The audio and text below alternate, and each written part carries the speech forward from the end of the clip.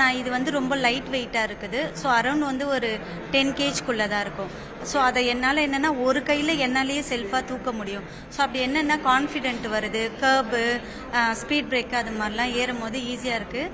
அதை விட எனக்கு ரொம்ப ப்ளஸ் என்னென்னா நான் டேபிள் டென்னிஸ் வந்து ரீசெண்டாக விளையாடிட்டு இருக்கேன். ஸோ நேஷ்னலு தென் ஸ்டேட் அப்படிலாம் விளையாடும் போது ரொம்ப வெயிட்டாக இருக்கிறதுனால வீல் சேர் வந்து திருப்ப ரொம்ப கஷ்டமாக இருக்கும். ஸோ இது வந்து அல்ட்ரா லைட் வெயிட்டுன்றனால ஸோ இந்த மூவ்மெண்ட் பண்ணி விளையாடுறதுக்கு ரொம்ப ஈஸியாக இருக்குது.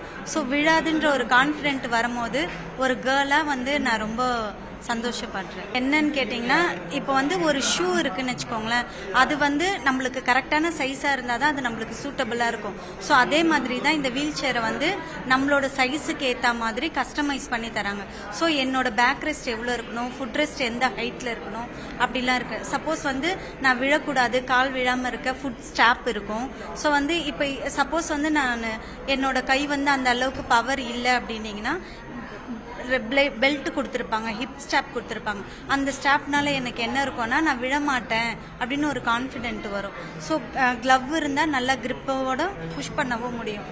ஸோ இது வந்து என்னென்னா இப்போ நான் இப்படி தூக்குறேன் பாருங்களேன், இது எவ்வளோ லைட்டானா என் ஃபேஸில் ஒரு எந்த ஒரு இதுவுமே இல்லை, ஜாலியாக பாருங்க. இங்கே பாருங்க, 2 விரல் தான் நான் தூக்கிட்டேன் வீல் சேரை. ஸோ அது வந்து நான் இப்படி பிடிச்சி ஹோல்ட் பண்ணி தூக்க வேண்டியதாக இருக்கும். ஸோ அதுக்கும் இதுக்கும் வந்து நீங்களே வந்து யோசிச்சு பாருங்களேன், ஃபெதருக்கும் ஒரு ஹார்டான கட்டைக்கும் சாதாரண குச்சிக்கும் வித்தியாசம் இருக்கும் இல்லைங்களா. ஸோ குச்சிக்கும் ஃபெதருக்கும், ஸோ இது வந்து ஃபெதர், அதனால வந்து நான் ரொம்ப ஹாப்பியாக ஃபீல் பண்ணுறேன்.